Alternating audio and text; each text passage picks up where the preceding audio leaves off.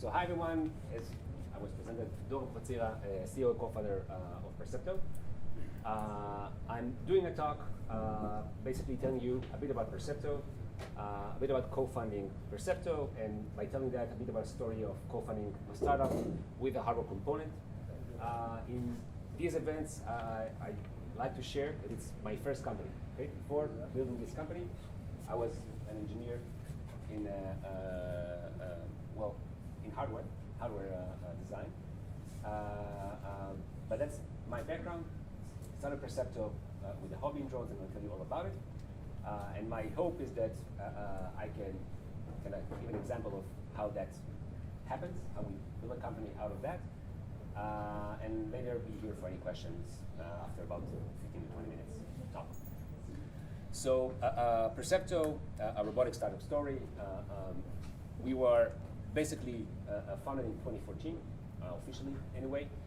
And we grew today to a team of 115, roughly, with system worldwide, with dozens of clients for the Fortune 500 companies, with offices in Israel, US, Australia, but really today, already quite a large operation. And I think unique in the Israeli ecosystem with a product which is autonomous robots performing work with AI.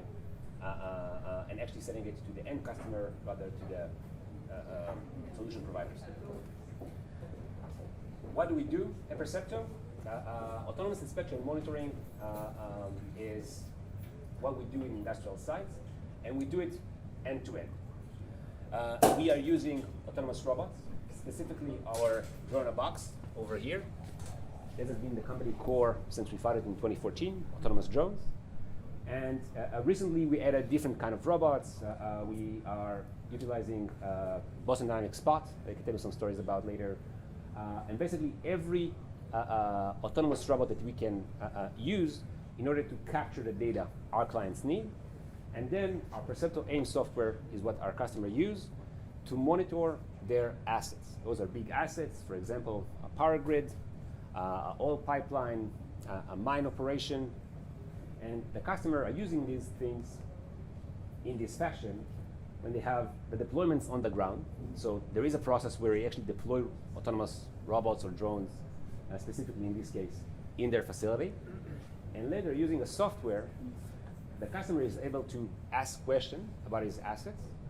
And if that question is being answered by visual data, we actually generate reports that using AI answering this question. What type of questions? For example, well, do I have a leak in my pipeline? Is my power grid in order? Is my construction project advancing as I expected to? And so forth.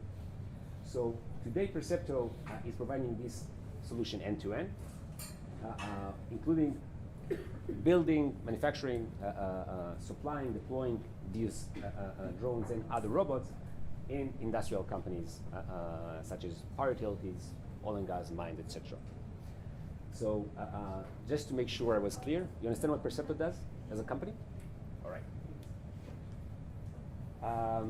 A bit about funding Percepto. Today, when I go to sleep, I have over 100 drones flying around the world doing those missions. And maybe a bit about why it's important. If you think about our power grid, okay? Today, we are inspecting it once a year. That's what we do in Israel. I just moved back from California. That's what they do in California as well. In California, 2 years ago, when I was there were terrible fires. I imagine you heard about them. There were 85 people that were killed in those fires and a few billions dollar damage. That fire was caused by a fault in the power grid, in the, power poles. Sorry, I lost the English word. And PG&E, it's the biggest utility company at California, was admitted to be fault for that. And because of that, they are bankrupt. When I lived in California, I used to get an email to my house saying, just for you to know, we are bankrupt, maybe you won't have electricity tomorrow. For a few years, that was the case. So even though they did the best practices of the market, which is inspecting the grid once a year, terrible catastrophe happened, and it happens every year. Now, when we are offering autonomous drones to monitor these networks, basically in the same cost that they are doing the manned operation that is looking at this network once a year, they can now move to inspect this network once a week or even a day. So the shift here for the industry is not only replacing an employee walking around with a drone, is actually completely changing the way they are doing their inspection and monitoring work today. And not only that this goes to kind of save those catastrophes, it also impacts smaller things, like for example in a mine that is producing in many cases 300 million a year and working 24/7, 24 hours a day, then reducing half a day of downtime or a day, in many cases a week of downtime, directly equals saving or making a few more millions for that company. So the problem we are solving with Percepto is very big for industrial companies in various use cases.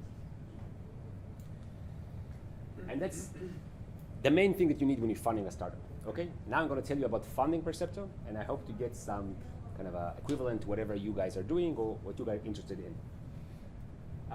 When I founded Percepto, I was an engineer that really believed the product is the only thing that matters. I know when I was an engineer, I thought that the sales guys are doing the talking, that's only important, and the engineer really building the product.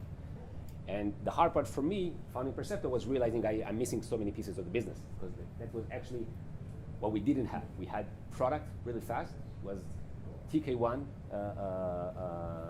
board from NVIDIA, that we made because we knew how to do these things fast, but we didn't know how to sell and how to build a business. That took longer.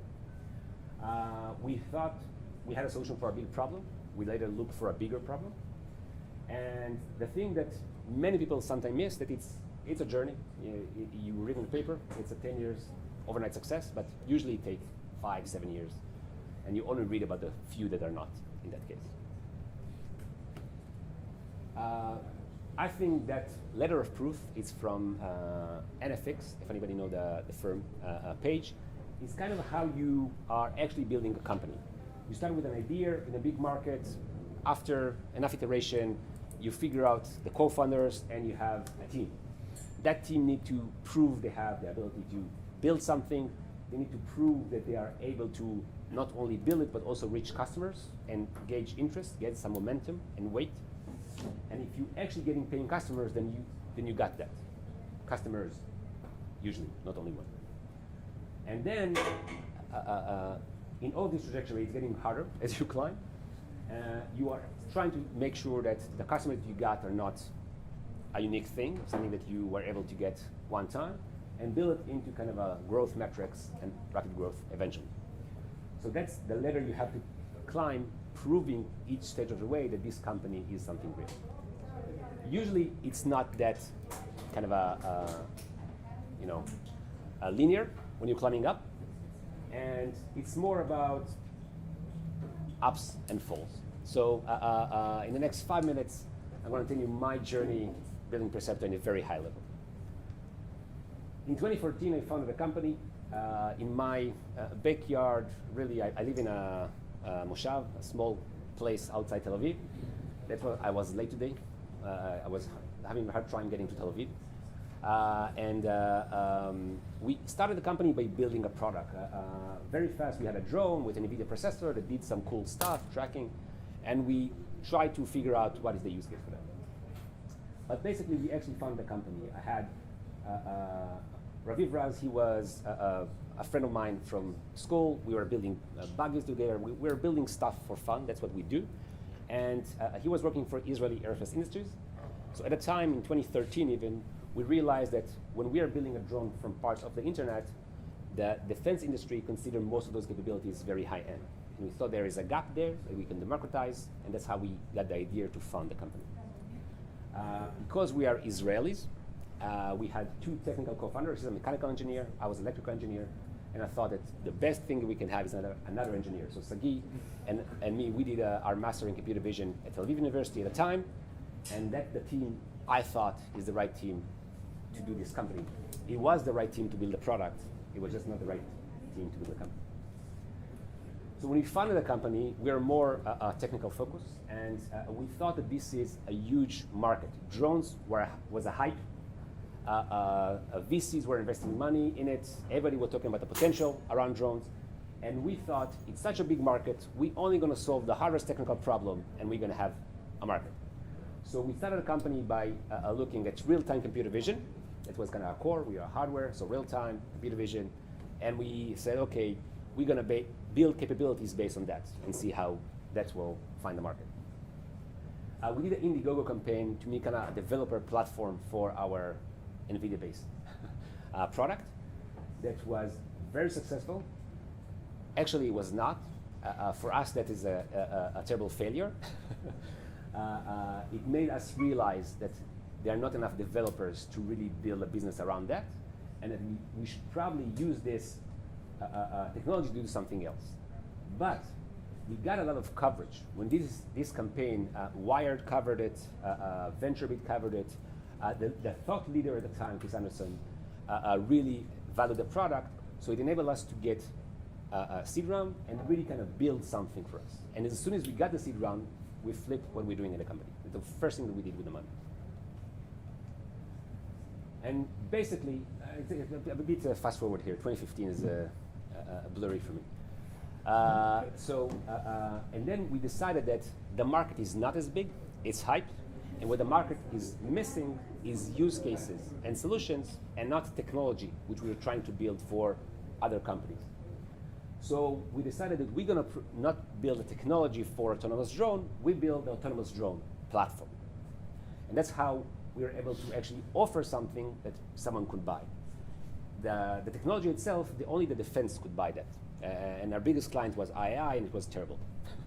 I don't recommend it. I'm sorry if anybody is from IAI or defense, but I don't think it's a good way to start a company. So when we started building our autonomous drone, we were finally able to get to clients and show the platform, which we actually had a business. What we didn't have actually is a working product. Because when you actually get to the client after doing all the work and they're excited and want to try it, you have so much issues with autonomous drone flying outdoor that it basically take you, I don't know, a year and a half, much longer than you thought, to solve those problems and to actually make it a product that is not only demonstratable, but also providing that value. In 2018, roughly, we kind of had our first platform that was in a client side and was actually doing the work that we wanted to do. We're very proud of each flight. The first paying customers in 2018, but 2019 we already had a mass of paying customers. And a mass of paying customers, I'm talking about 20, because each one of our customers, it's a long sales cycle and it's a big account. How many paying customers? A lot, it depends on your business. But we are definitely on to something. And we are on our way to success in big time, because most of our clients that use the product once did it basically to test the unit and to think how they're going to implement it in their operation in a much bigger scale. And like I said, most of our clients are Fortune 500 companies, so we have a lot of things to do moving forward. But like always, you have surprises. And in 2020, we had a black swan in the shape of COVID. Looking at all of you, we still have it. But for Perceptor, think about it. We have a global deployment. We are servicing those companies from Israel, meaning that we do support, flying people to there to service the systems. We do deployments for new clients by sending people over there to deploy those systems. And most of our sales are heavy B2B sales. So we actually have to go and meet people and try to sell them. It's not online, buy, join a box, and we'll call you. So that was quite a situation.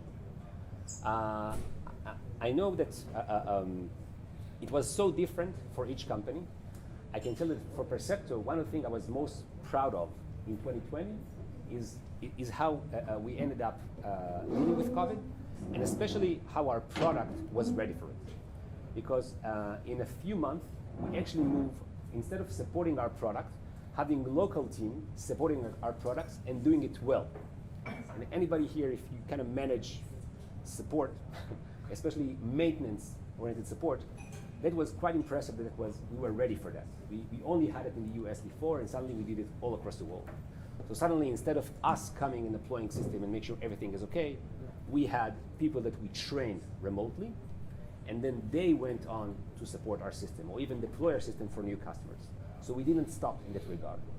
I think the biggest impact for that, I say something that I think is not popular today, is sales. Because even though you can do everything by Zoom, sometimes you can't do it by Zoom.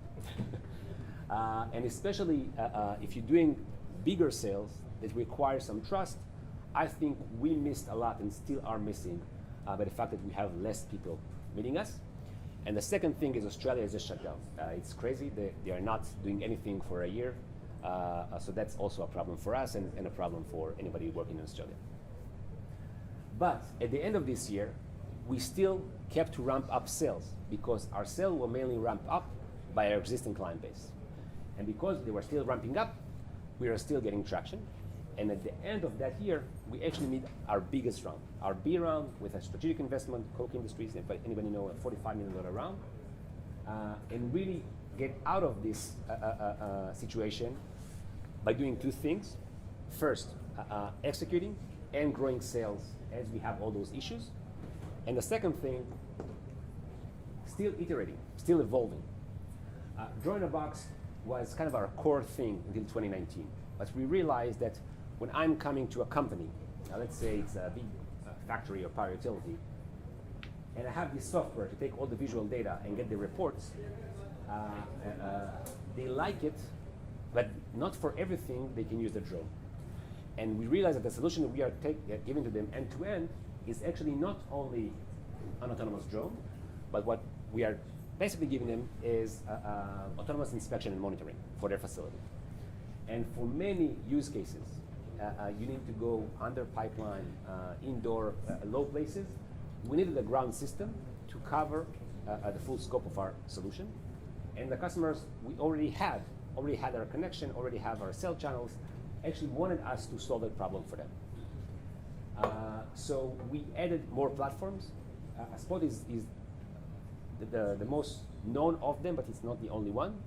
And today, the company is focusing not only on drone, even though it's still by far our best product, but on robotics, going for inspection in industrial markets. If anybody, you know Spot? Anybody here doesn't know Spot? It's a shaming question.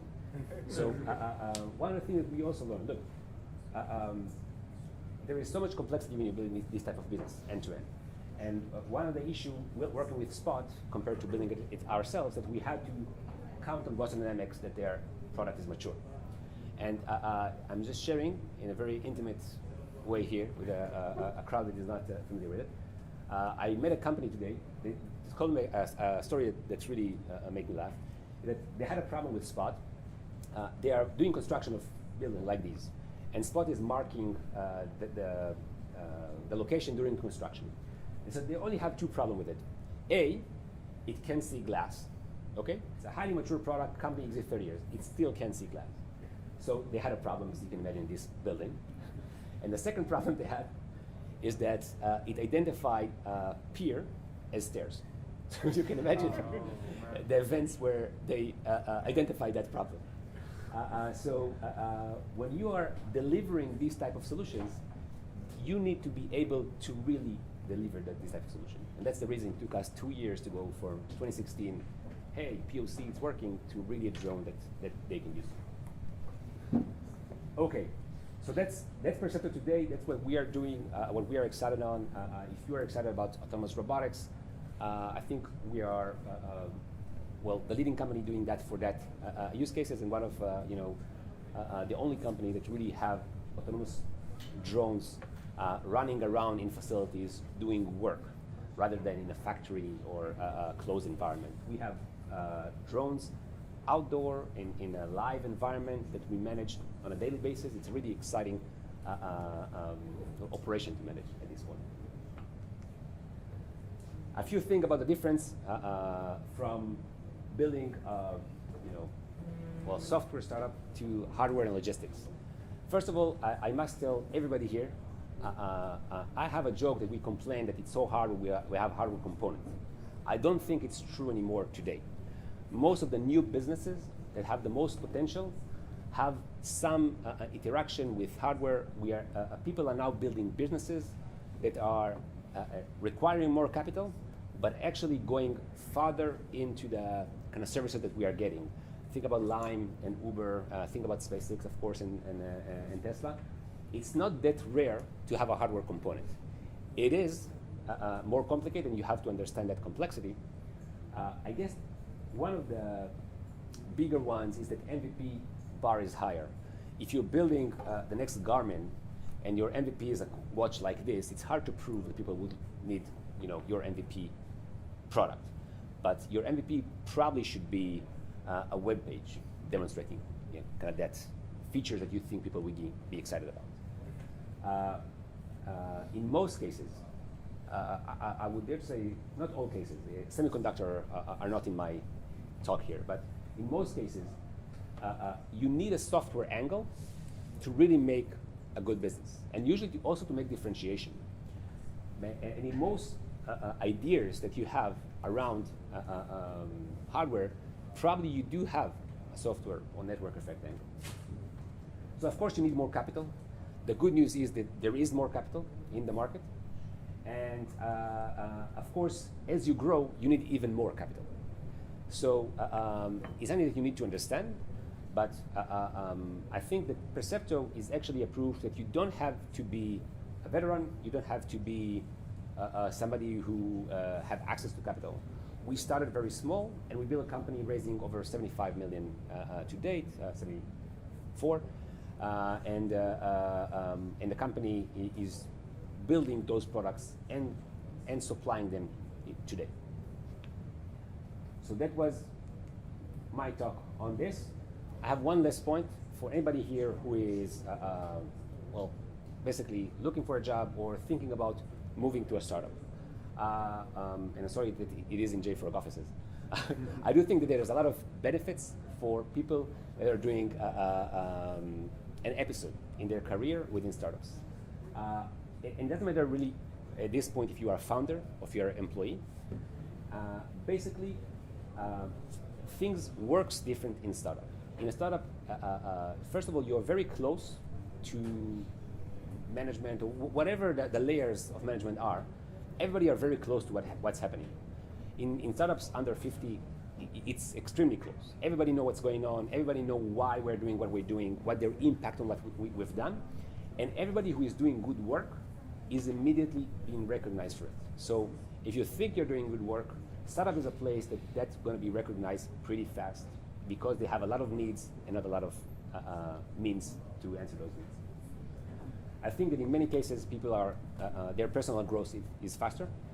Startup by definition is bloodline is growth. So if they are growing faster, they have more and more needs and more positions, and people are growing there faster. And ultimately, you're probably not going to make more every year, but if the startup is doing well, you're going to make more with a good outcome, especially to today's market. So there are a lot of benefits to go when going through that process. That was my talk. I'm happy to answer any questions.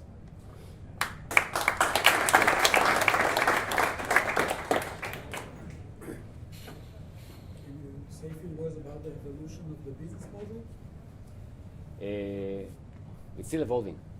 So we completely changed the business. We started selling units to the defense industry. And then when we were selling our drone box, we didn't know how the market is going to buy it. You basically make up a lot of those business models, but the clients then end up doing a POC. And basically, the first clients kind of decide what they're going to pay, regardless to what you say. And I think the evolution of the business model is when you have more clients, and you're trying to push it up, and he's pushing it down, and there is some game, but you're kind of learning what the market is accepting to pay. So it took us a few years to realize that we want, and this is the answer you need in every fundraising or whatever business model you're talking with investors. We wanted an annual recurring revenue. We said, we're going to give whatever you want. It need to be annual recurring revenue. And they said, well, I want to buy it in some cases. And in many other cases, they wanted to be a subscription. So what we are usually doing is doing that subscription. But then you have those very large clients that are willing to do a big project or investment, and they're paying differently, and you have to be also agile around that. So I do think in basic, if you're buying it from me right now, there's only one model. It's one number per year, and you're getting everything. But I think you have to be agile around it as you're building the business. One more question. Do you manufacture the drone in a box in Israel, and whether you had any disruptions to manufacturing due to COVID and so on? It's a very good question. We do. In low volume, I think it's better in Israel because the R&D is close to the manufacturing and make it easier. During COVID, huge impact on semiconductor industry. For small volumes, we were able to meet that, buying in advance what we could, changing some parts in some cases, and now when we have next platforms kind of buying very early and sometimes with no reason, things that we know we're going to use. So we were able to meet our manufacturing needs that are not huge. We're not making millions of units. We're making hundreds. So it was easier to manage, but that's a crucial thing to manage today during COVID. One quick question. The drone industry is very dependent on regulation in general and the FAA in specific. You need to speak louder. Sorry. The drone industry is very dependent on regulation in general and the FAA in specifics. How do you, as the market leader, put yourself in order to promote regulation and allow, either BVLOS operations or urban, above urban, and all these challenges that other drone manufacturers suffer? Yeah. So it's a very good indication on the drone industry. I'll tell you this. When President Barack Obama went into office, he went to the FAA and said, I want you to solve it and enable drone operation beyond visuals. They say, yeah, we're working on it. When Trump went in, he went on to say the same thing in his Trumpy way. And still, they haven't solved it yet. Okay, so I can guarantee that Percepto is not solving it by itself. I came to their office many times and said, solve it. They say, who are you? It's not. But when you have clients that are willing to pay a lot of money for that, and they are building their own programs, and you are working with the evolution to make sure you are at the edge, today we are at the edge of what you can allow. And you can allow specific programs. I don't want to go into that. And you can allow specific work methods. Even today, that's our biggest limitation, to be a much bigger company than we are. But we do have enough market, and I have enough market for years, even without the full regulation approvals. So my answer to that is, you have to be at the edge of what's possible and understand that you cannot change FAA regulation by yourself. That's it. Thank you so much. Thank you.